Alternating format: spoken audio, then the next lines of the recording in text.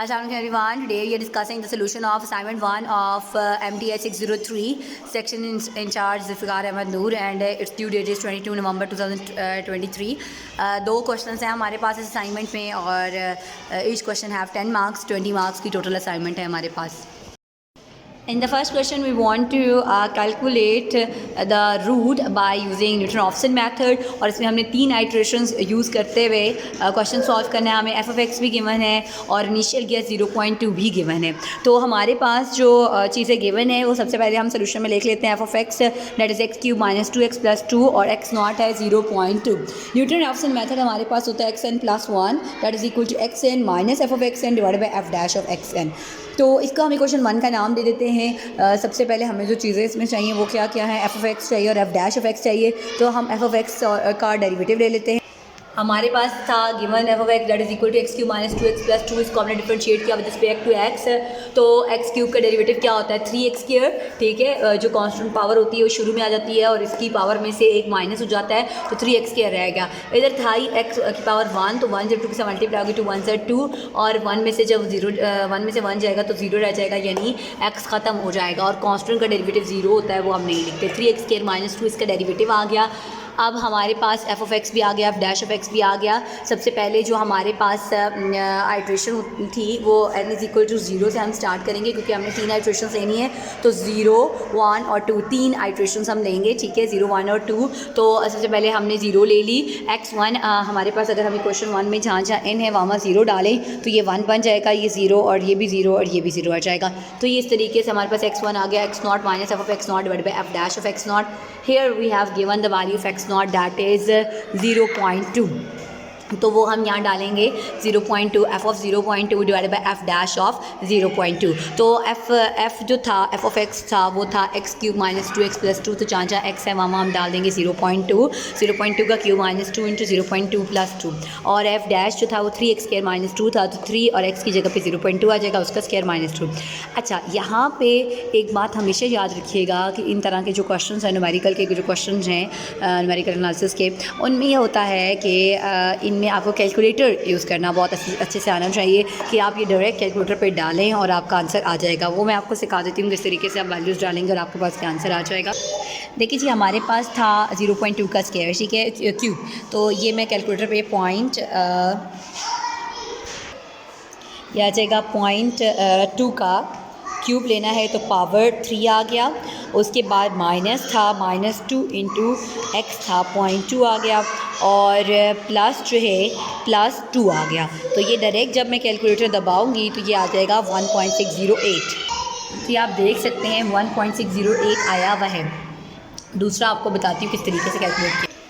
अब हमें जी वो 3 इंटू 0.2 का स्क्वायर था तो ये यहाँ से हम करेंगे जी 3 और ब्रैकेट 0.2 का स्क्वायर एंड देन माइनस 2 है तो ये देखिए आपके पास आ गया माइनस 1.88.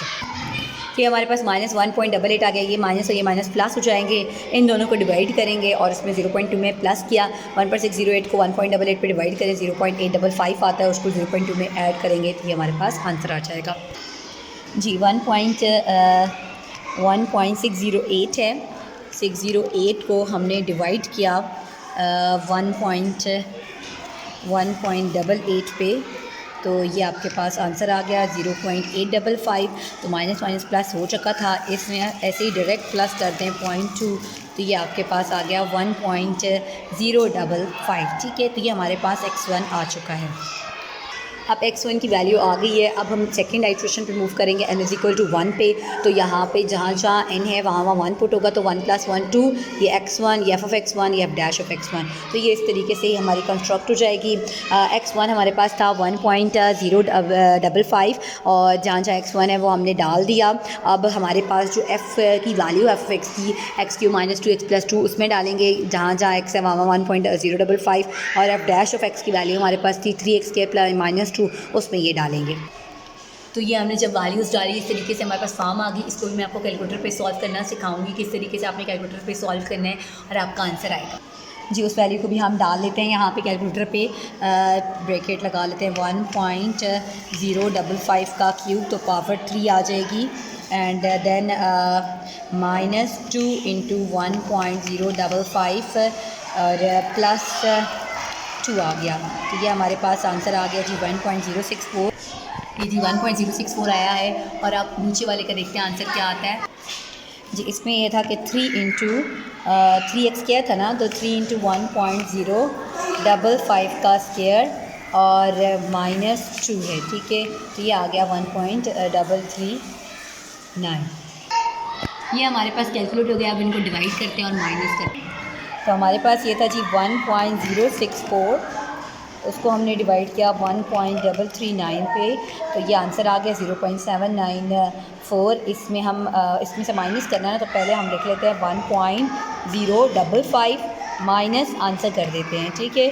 तो ये आप देखें आपके पास क्या आ गया 0.2604, क्योंकि राउंड ऑफ होगा ना 37 है ना, तो 7 से पिछले नंबर में 1 ऐड हो जाएगा, तो ये हो जाएगा 0.2604। ये इसका आंसर आ गया x2 का। ये हमारे पास x2 का आंसर आ गया। अब हम थर्ड इक्वेशन पे गए हैं, फॉर n = 2।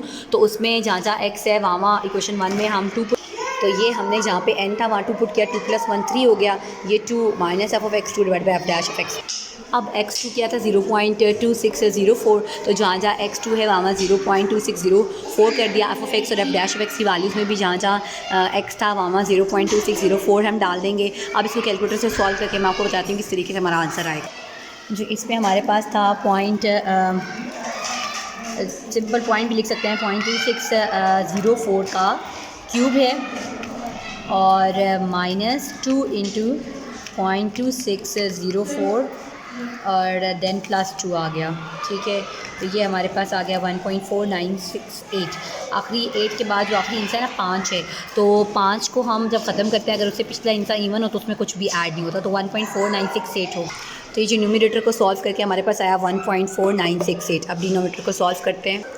डिनोमिनेटर में 3x² - 2 था, यानी 3 और x² की टर्म जो है वो है 0.2604 का स्क्वायर और -2, ठीक है जी। तो ये आपके पास आ गया -1.796। अब इधर भी आखिरी इंसा 5 है, 5 से पिछला इंसा इवन है, तो इसमें कोई इफेक्ट नहीं आएगा, 1.796 आ जाएगा।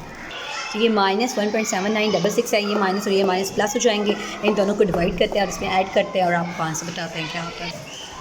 अब हमारे पास जो था 1.4968 था, उसको हम डिवाइड करेंगे 1.7966 पे, ये हमारे पास आ गया 0.8331। क्योंकि वो ऐड हो रहे थे, माइनस माइनस प्लस हो गया था, तो अब इसमें हम ऐड कर देते हैं 0.2604, ठीक है। ये हमारे पास आंसर आ गया 1.093। ये आपके पास रिकॉर्ड है।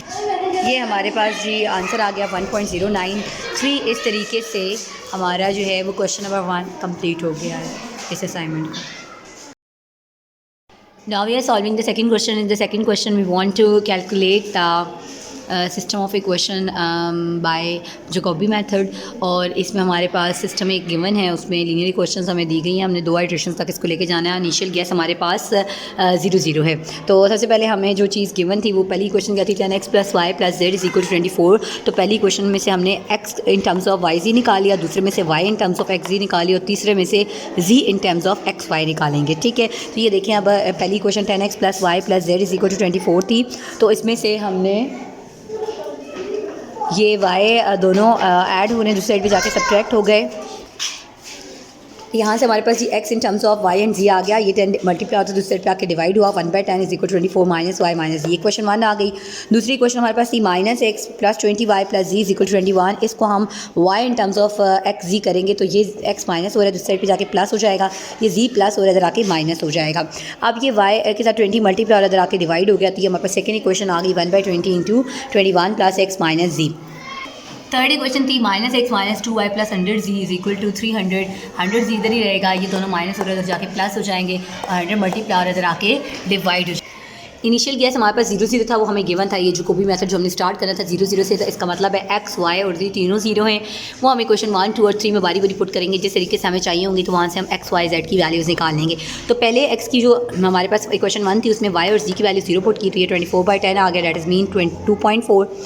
y था 1/20, दैट इज़ उसमें भी यहाँ पे जो वैल्यूज़ थी वो हमें डालनी थी। y in terms of g x था, जी और x दोनों 0 था, तो 21 को 20 पे डिवाइड करें 1.05 आ जाता है। कैलकुलेटर से आप करेंगे यही आएगा। जी पे चलें, अगर जी था हमारा 1/100 300 इंटू एक्स प्लस 2y था, तो मतलब x भी 0 y भी 0 दोनों 0 किए, तो ये 300/100 यानी z की वैल्यू आ गई 3।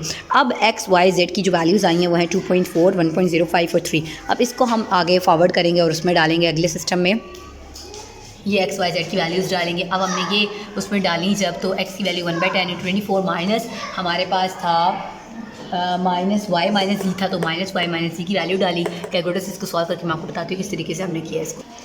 जी हमारे पास था 24 माइनस 1.05 और साथ माइनस 3 था, ठीक है, वाई माइनस जी था ना, तो ये आया 19.95। इसको हमने 10 से डिवाइड करना था, डिवाइडेड बाई 10 करके डायरेक्टली ये आ गया 1.995। तो इस तरीके से हमारे पास x की वैल्यू आ गई 1.995। अब y जो है वो 1/20 इन टर्म्स ऑफ है 21 प्लस x माइनस जी, तो x की वैल्यू 2.4 है, z की वैल्यू 3 है, तो इनको हम कैलकुलेटर से सॉल्व करेंगे और ये आंसर लेके आएंगे। अच्छा, अब इसमें हमने जी 21 प्लस 2.4 माइनस 3 किया, तो ये हमारे पास आ गया 20.4। उसको हम डिवाइड करेंगे 20 से, तो ये हमारे पास आ गया जी 1.02। जी इस तरीके से हमारे पास y की वैल्यू 1.02 आ गई है। जी हमारे पास था 1/100 300 प्लस x प्लस 2y था, x की वैल्यू 2.4 है प्लस 2 एज इट इज़, और y की वैल्यू है 1.05। तो इसको कैलकुलेटर से सॉल्व करेंगे और आंसर लेके आएंगे। जी इसमें हमारे पास था 300 प्लस 2.4 प्लस 2 इंटू 1.05। तो ये जब इसको सॉल्व किया हमारे पास आया 304.5। उसको हम 100 से डिवाइड करेंगे, तो ये हमारे पास आ गया 3.045। जी जी की वैल्यू भी आ गई 3.045। अब एक्स वाई जी की वैल्यू हमारे पास क्या हो गई जी 1.995 1.02 3.045। इनको अब हम पुट करेंगे नेक्स्ट आइट्रेशन के लिए और देखते हैं कि क्या रिजल्ट आता है। एक्स इज इक्वल टू 1/100 था, 24 माइनस वाई माइनस जी था, तो वाई की वैल्यू 1.02 हमने पुट की, जी की वैल्यू माइनस 3.045 पुट की। कैलकुलेटर से सॉल्व करें, आपके पास ये आ जाएगा 1.9935 और वाई की वैल्यू जी थी 1/20 इंटू 21 प्लस x माइनस जी था, तो x वाई जी की वैल्यू सब्सिट्यूट किए हैं हमने यहाँ पे, तो हमारे पास y की वैल्यू आ गई। And then move forward for the z 1/100 300 x plus 2y, तो इस तरह हमारी z की वैल्यू आ गई 3.040। ये हमारे पास x की वैल्यू आ गई है जी।